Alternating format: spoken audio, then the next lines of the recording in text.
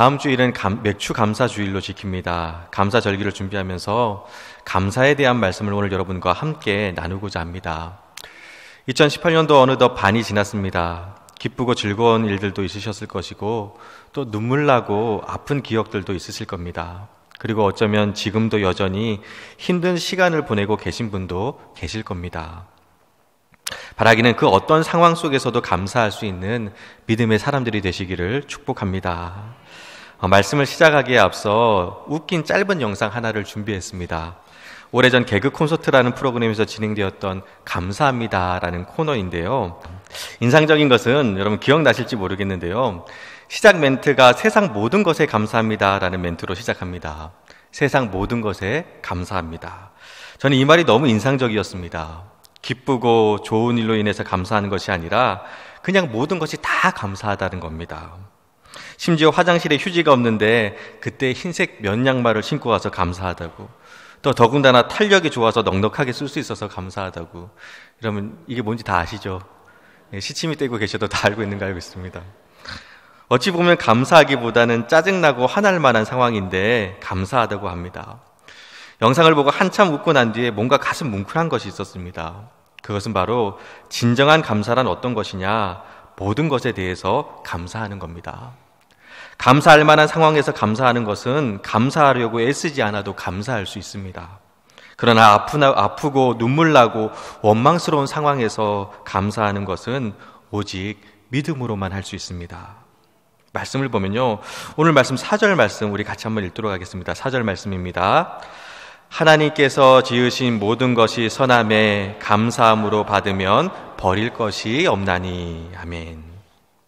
하나님께서 지으신 모든 것이 선하기 때문에 감사함으로 받으면 버릴 것이 없다라고 말씀하고 있습니다. 근데 여러분 한번 물어볼게요. 이 말씀에 동의할 수 있으신가요? 하나님이 지으신 모든 것이 선하기에 나를 아프게 하고 힘들게 하는 문제들, 또 나를 삼키려고 덤벼드는 수많은 고난과 어려움까지 다 선하다고 하실 수 있으신가요? 쉽지가 않습니다. 자신이 없습니다. 고난과 고통 앞에서 나는 이렇게 아픈데, 나는 이렇게 힘든데, 이렇게 서럽고 외로운데 어떻게 선하다고 말할 수 있겠습니까?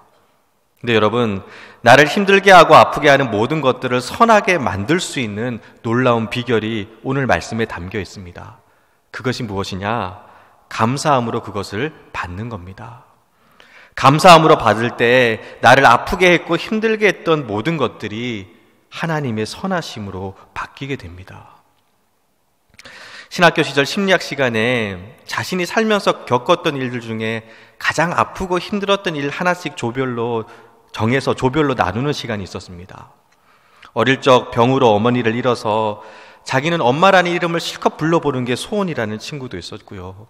또 불의의 사고로 온몸에 전신 화상을 입어 뒤틀리고 흉한 자신의 몸을 다른 사람에게 보이기 싫어서 한여름에도 긴팔과 긴 바지를 입고 다니는 친구, 또 교통사고로 인해 생사의 고비를 넘기고 기적적으로 깨어나긴 했는데 얼굴뼈가 함몰이 되어서 머리카락을 길게 늘어뜨려 얼굴을 가린 친구, 저마다 자신이 겪었던 가장 큰 아픔과 고통을 꺼내 놓았습니다. 감추고 싶고 버리고 싶었던 지난날의 아픔과 슬픔을 꺼내 놓는다는 것이 결코 쉽지 않았습니다. 그런데 한참 조별 친구들과 자신이 겪었던 가장 아픈 기억들을 나누면서 발견한 놀라운 사실이 있었습니다. 그것이 무엇이냐 하면요, 자신을 가장 아프게 했던 그 일들이 바로 신학교에 오게 된 동기가 되었다는 겁니다. 참 아이러니하죠? 너무 아프고 힘들어서 지워버리고 싶은 그 사건들과 기억들이 오히려 하나님의 부르심 앞에 서게 되는 계기가 되었던 것입니다. 나를 가장 아프게 했던 그 일들을 통해서 나와 함께 하시는 살아계신 하나님을 경험하게 되었고, 감사함으로 그것을 받아 상처 입은 치유자들이 되어서 하나님을 모르거나 또는 믿음이 약해 여전히 문제 앞에서 고통 가운데 신음하고 있는 하나님의 백성들에게 하나님은 살아계신다고, 지금도 당신과 함께 계신다고, 그 하나님이 회복시켜 주실 거라고 담대히 선포할 수 있는 증거자의 삶을 살아가게 했던 것입니다. 나를 가장 아프게 했던 일들이 오히려 하나님의 부르심 앞에 서게 되는 감사로 변하게 된 겁니다. 사랑하는 여러분, 지금껏 살면서 아프고 힘들고 눈물 나는 시간들이 있으셨을 겁니다. 또 때로는 실수하고 실패해서 창피하고 부끄러워 지워버리고 싶은 과거의 일들도 있으실 겁니다. 그래서 여러분 그거 아세요? 그때의 그 눈물과 아픔과 상처와 부끄러움이 있었기에 지금의 내가 있는 겁니다. 버리고 싶은 지난날의 아픈 상처와 눈물까지도 지금 내가 있을 수 있게끔 해준 밑거름이 된 겁니다. 그래서 믿음으로 살다가 당한 고난과 아픔과 눈물은 훈련이고 연단이고 은혜입니다. 감사함으로 받으면 버릴 것이 없습니다. 그리고 그것을 잘 보여주는 성경 속 인물이 바로 욥입니다. 다들 아실 겁니다. 의롭게 살려고 부단히 노력했던 욥이었습니다. 그런데 어느 날 갑자기 예기치 못한 고난이 욥에게 찾아옵니다. 하루아침에 자신의 모든 재산과 자녀들을 다 잃어버립니다. 거기다가 자신의 몸은 악성 종기로 인해서 깨진 질그릇으로 온몸을 긁고 있습니다. 그리고 믿었던 아내마저 하나님을 욕하고 죽으라고 저주하면서 자기의 곁을 떠나가 버립니다. 어느 것 하나도 감당하지 못할 것 같은 시련이 휘몰아치듯이 욥을 삼켜버립니다. 그런데 욥은 뭐라고 하나요? 욥기서 1장 21절 22절 말씀을 보면요, 이렇게 고백을 합니다. 이르되 내가 모태에서 알몸으로 나왔사온즉 또한 알몸이 그리로 돌아가올지라. 주신이도 여호와시요 거두신 이시도 여호와시니 여호와의 이름이 찬송을 받을지니라 하고 이 모든 일에 욥이 범죄하지 아니하고 하나님을 향하여 원망하지 아니하니라. 어떻게 이런 고백을 드릴 수 있을까요? 과연 여러분이 욥이라면 어떠실 것 같으신가요? 주신이도 여호와시요 거두신이도 여호와시라고 고백하며 그 모든 고난을 받아들일 수 있으시겠습니까? 어느 목사님의 간증을 들은 적이 있습니다. IMF 때 사업 망하고 매일 술로 지내던 아버지께서 그 절망의 밑바닥에서 하나님을 만나게 됩니다. 그리고 지난날의 과오를 다 뉘우치고 이제 믿음 안에서 새롭게 삶을 시작하려고 하는 그때에 가난 말기 3개월 선고를 받습니다. 하나님, 모질고 억센 세상 그렇게 고생하시다가 늦게 예수님 만나셨는데 어떻게 이렇게 데려가십니까? 이 땅에서 잠시나마 주의 일을 할 수 있는 기회를 주십시오 하며 그렇게 눈물로 기도했지만 55 한창인 나이에 결국 아버지는 하나님의 품으로 떠나십니다. 아버지가 떠나신 후에 생각지도 못한 상황에서 좋은 길이 열려서 학비 전액과 매달 생활비 지원을 약속받고 유학을 갈 수 있게 되었습니다. 그때 목사님은 아버지를 잃은 아픔 속에서도 희망찬 미래를 꿈꾸었다고 합니다. 그런데 미국에서 둥지를 틀고 공부를 시작한 지 얼마 지나지 않아서 한국에 있는 동생으로부터 어머니가 뇌종양 말기라는 소식을 전해 듣게 됩니다. 당시 한국으로 돌아갈 상황도 아니었고 그렇다고 미국에서 할 수 있는 것도 없었기에 그저 전화기 붙들고 우는 것이 그 목사님이 할 수 있는 전부였다고 합니다. 그리고 다시 기도했다는 겁니다. 도저히 이렇게 어머니를 보낼 수가 없다고. 지금 자신의 상황과 처지 하나님도 다 아시잖아요. 하나님 저에게 이러시면 안 됩니다 하며 매달렸다는 겁니다. 그렇게 매일 가슴 치며 기도했는데 결국 박사과정 진학을 포기하고 어머니 장례를 치러야만 했습니다. 어머니 장례를 치르고 와서 힘겹게 마음 추슬러 다시 공부를 시작하려고 하는데 이번에는 아들이 다니는 유치원 원장님이 면담을 요청해 왔습니다. 목사님, 아무래도 아들이 자폐인 것 같습니다. 하루 종일 혼자 있고 혼자 중얼거리며 언어 발달이 거의 진행이 없습니다. 아니겠지, 아닐 거라고 스스로 부인하며 금식까지 하며 매달렸는데 검사 결과 자폐아라는 진단이 나왔을 때는 더 이상 기도도 안 나오더라는 겁니다. 폭풍처럼 쉼없이 몰아치는 고난과 역경 앞에서 그 목사님의 마음이 완전히 뒤틀렸다고 합니다. 하나님, 도대체 제게 왜 이러세요? 고통도 적당히 주셔야죠. 이렇게 한꺼번에 다 쏟아버리시면 어떻게 합니까?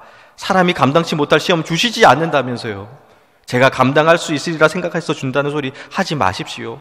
그러시면 차라리 저 목사 안 합니다. 도대체 이유가 뭡니까요? 왜 이러시는 건가요? 하나님을 향한 깊은 원망이 가득했습니다. 그리고 스스로를 향한 실망과 좌절, 미국에 왔던 계획을 수정하게 되면서 유학을 지원해준 교회에 대한 미안함과 실패자라는 자격지심이 마음을 짓눌렀고 그것이 평생 지워지지 않는 주홍 구슬로 가슴에 새겨졌다고 합니다. 그리고 그렇게 기도했는데도 하나도 응답받지 못했는데 나 같은 사람이 누구를 위해 중보할 수 있겠나? 하나도 응답받지 못한 목사, 무능한 자신을 바라보며 깊은 절망감이 밀려왔다는 겁니다. 다 무너지고 깨지고 나니까 하나님이 그렇게 야속할 수가 없대요. 벼랑 끝으로 내모시는 하나님이 밉고 싫어서 이제 그만하겠습니다 하고 다 줘버리고 하는데 그렇게 눈물이 나더라는 겁니다. 하나님에 대한 원망도 있었고 또 이렇게 무너지는 자신의 연약한 믿음에 대한 부끄러움도 있었고 복잡한 마음에 꺽꺽대면서 하염없이 울고 있는데 그 절망의 끝자리에서 십자가의 예수님을 만나게 되었다고 합니다. 모든 소망을 다 잃어버리고 하나님 이게 뭔가요? 왜 나를 버리십니까? 라며 절규할 때에 하나님이여 하나님이여 어찌 나를 버리시나이까? 라고 십자가에서 부르짖었던 예수님을 만나게 되었다는 겁니다. 그리고 나서 그 후부터 그 목사님의 목회가 달라집니다. 작은 시련에도 흔들리고 넘어지고 낙심하고 불평했는데 이제는 고난과 시련 앞에서도 좋으신 하나님을 고백할 수 있게 되었다는 겁니다. 사랑하는 여러분, 인상적인 것은요, 욥기서 42장 5절에 보면요, 욥이 이런 고백을 드립니다. 내가 주께 대하여 귀로 듣기만 했사오나 이제 눈으로 주를 배움나이다. 욥은 자신에게 휘몰아친 고난을 받아들였습니다. 그것이 얼마나 아프고 얼마나 외롭고 얼마나 힘들었을까요? 하지만 아픔과 고통과 눈물의 시간을 통해 머리가 아닌 가슴으로 하나님을 만나게 되었고 그 상처와 아픔과 절규와 신음 끝에서 귀로 듣기만 했던 주를 이제 눈으로 주님을 봅니다라고 고백하며 살아계시고 지금도 나와 함께 하시는 하나님을 선포합니다. 혹시 지금 고통과 아픔 가운데 계신 분 있으신가요? 어렵고 힘든 문제 앞에서 쩔쩔매고 계신가요? 도망치고 피하는 것이 아니라 하나님의 선하심을 믿고 감사함으로 그 모든 아픔을 품을 수 있으시기를 바랍니다. 모래알을 품고 아파하며 진주를 만들어내는 진주조개같이 여러분의 고통과 아픔들이 하나님의 영광을 드러내는 감사의 제목으로 바뀌게 될 줄 믿습니다. 내가 아파할 때 하나님은 더 가까이 다가오시고요, 주님은 두 팔로 나를 안아주시고 다시 일으켜 세워주십니다. 그래서 아파도 힘들어도 두렵고 외로워도 믿음의 사람들은 감사할 수 있습니다. 어려움 중에서도 감사로 하나님을 영화롭게 하는 믿음의 자녀들이 되시기를 주님의 이름으로 축원합니다. 우리 다음으로 5절 말씀입니다. 우리 5절 말씀도 같이 읽도록 하겠습니다. 5절 말씀입니다. 하나님의 말씀과 기도로 거룩하여짐이라. 아멘. 문맥상 살펴보면요, 4절과 5절의 연결이 어색합니다. 그것은 4절에서 하나님께서 지으신 모든 것이 선함에 감사함으로 받으며 버릴 것이 없나니라고 말한 후에 이어지는 말씀이 하나님의 말씀과 기도로 거룩하여짐이랍니다. 문맥상 자연스럽게 연결되려면 하나님이 지으신 모든 것이 선하니 감사함으로 받으면 받으라고 했다면 그 다음은 어떤 고난과 어려움이 와도 원망하거나 불평하지 말고 감사해라, 뭐 이런 종류의 말씀이 이어져야 할 것 같은데 조금 생뚱맞게 갑자기 기도와 말씀으로 거룩하여지라고 합니다. 고난도 어려움도 감사함으로 받으면 버릴 것이 없는 것과 기도와 말씀으로 거룩하여지라는 이 말씀과는 어떤 연관이 있는 것일까요? 단순히 생각하면 연관성이 없는 것 같아 보이지만 사실은 아주 긴밀한 관계에 있습니다. 여러분 가만히 지나온 시간들을 한번 돌아보시길 바랍니다. 그리고 한번 생각해 보시길 바랍니다. 고난과 어려움이 있을 때에도 내 믿음이 굳건하고 기도와 말씀으로 무장되어 있을 때는요, 은혜 충만할 때는요, 그 고난을 쉽게 이깁니다. 고난 앞에서 도망치거나 피하거나 하는 것이 아니라 하나님이 나와 함께 하신다라는 믿음이 있기에 능히 이겨냅니다.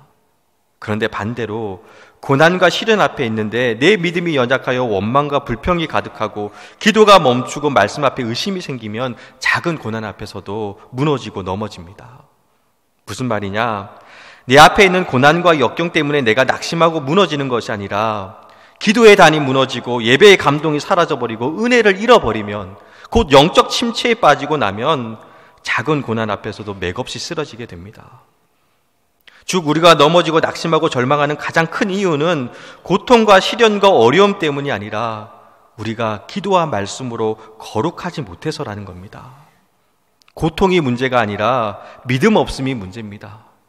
인생의 무게, 삶의 무게가 우리를 넘어뜨리게 하고 낙심시키는 것이 아니라 마음의 문제, 영적인 문제가 우리의 삶을 무너뜨립니다. 즉 기도와 말씀으로 거룩하다면 내 삶의 어떤 고통과 아픔과 눈물도 하나님의 은혜로 바꾸어 나갈 수 있게 되는 겁니다. 말씀을 준비하면서 알게 된 분이 있습니다. 민노아 선교사님이란 분이신데요. 이 선교사님의 원래 이름은 프레드릭 밀러로 1892년 미국 북장로회에서 조선에 파송한 선교사님이십니다. 민노아 선교사님, 주님 주신 사명 붙들고 복음 전하기 위해서 왔습니다. 하지만 낯선 땅 조선에 두 아들과 아내를 묻어야만 했습니다. 모든 일을 지켜봤던 조선 사람들이 선교사님에게 물었습니다. 당신이 전한 예수가 누구에게 이렇게 당신을 힘들게 하는 거요? 그 물음에 대한 대답으로 지은 찬양이 찬송가 96장 예수님은 누구신가입니다. 그전에는 무심코 불렀던 이 찬양에 담긴 사연을 알고 나서부터 찬양을 부를 때마다 그냥 가슴이 먹먹해집니다. 주님 맡겨주신 사명 감당하기 위해 이역만리 타국에 복음 전하기 위해서 왔는데 주님은 두 아들과 사랑하는 아내를 데려가셨습니다. 다 떠나고 텅 빈 집에 혼자 남은 민노아 선교사님은 얼마나 슬프고 외로웠을까요? 그러나 예수님은 누구신가라는 이 찬양에는요, 단 한 구절도 주님을 향한 원망과 불평과 하소연이 없습니다. 민노아 선교사님이 이런 고백을 드릴 수 있었던 것은 기도와 말씀으로 거룩해졌기 때문입니다. 1절 가사를 보면 예수님은 누구신가? 우는 자의 위로와 없는 자의 풍성이며 천한 자의 높음과 잡힌 자의 노임되고 우리 기쁨 되시네. 예수가 누구에게 당신을 이토록 힘들게 하는 거요? 라고 묻는 조선 사람들을 향해서 예수님은 좋으신 분이라고, 내가 울 때 위로해 주셨고 내가 없을 때 풍성히 채워 주셨고 내가 천할 때 나를 높여 주셨고 내가 약할 때 강함이 되어 주셨고 나의 기쁨이고 나의 생명이고 나의 평화가 되시고 나의 영광이라고 예수님을 증언합니다. 여러분, 이것이 바로 거룩함입니다. 거룩함이란 무엇이냐? 성스럽고 고결한 것이 아닙니다. 바로 어떤 상황 속에서도 좋으신 하나님을 선포할 수 있는 겁니다. 어렵고 힘들 때에도, 정말 그 끝이 보이지 않는 고난 속에서도, 마치 하나님이 안 계신 것 같은 상황 속에서도 하나님 당신을 사랑합니다, 주님 사랑합니다 라고 고백할 수 있는 것이 바로 거룩입니다. 감사절기를 준비하면서 바라긴 우리가 거룩한 주님의 자녀들이 되기를 소원합니다. 그래서 어떤 상황 속에서도 하나님 사랑한다고, 하나님 감사하다고 선포할 수 있는 믿음과 은혜가 우리에게 있기를 주님의 이름으로 축원합니다. 말씀을 마무리하겠습니다. 언젠가 한 번은 감사절인데 감사의 제목이 없어요 하고 우시는 집사님을 만난 적이 있습니다. 감사의 제목이 없대요. 교통사고로 남편 잃고 남은 아이 둘을 키우는데 그 중에 한 아이는 아픕니다. 선천성 희귀 질병으로 1년에 2번씩 시술 및 수술을 해야만 했습니다. 사는 게 너무 힘들어서 극단적인 선택도 했었지만 피투성이가 되어 발짓을 하더라도 살아있으라는 에스겔서 16장 6절 말씀 앞에서 마음이 무너져서 근근히 버티고 있을 뿐이지 사는 게 아니라고 하시더라고요. 기쁨, 즐거움, 웃음은 자기랑은 상관없는 말 같다고 깊은 한숨을 지으셨습니다. 그러면서 목사님, 제 감사의 제목은 뭘까요? 하고 물으십니다. 근데 그 말 앞에서 집사님, 그래도 이건 감사할 수 있잖아요 라고 위로해드리고 싶은데 그럴 만한 게 없어요. 그 집사님의 상황과 환경을 보면 너무 힘들고 너무 아프고 너무 어려워요.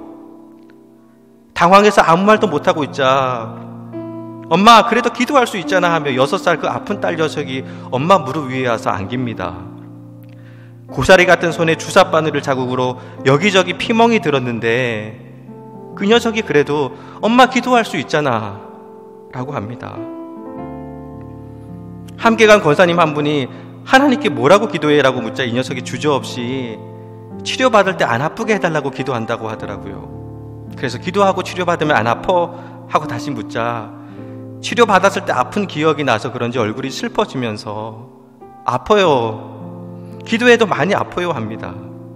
그 아픔과 슬픔이 얼굴 표정에 묻어나와서 다들 더 이상 말을 못 잇고 있는데 이 녀석이 다시 웃으면서 말합니다.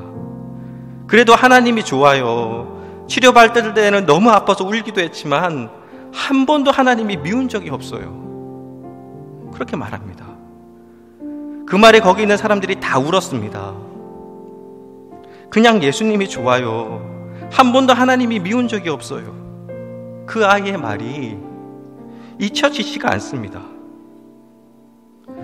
밝은 올해 감사절을 준비하면서 이 아이의 고백이 우리의 고백이 되기를 소원합니다. 돌아보면 아프고 슬프고 눈물 나는 일들도 있으실 겁니다. 그래도 그냥 주님이 좋습니다. 하나님 사랑합니다. 하나님 감사합니다. 라고 고백드릴 수 있기를 원합니다. 사랑하는 여러분, 감사함으로 받으면 버릴 것이 없습니다. 다음 주일은 맥주 감사주일입니다.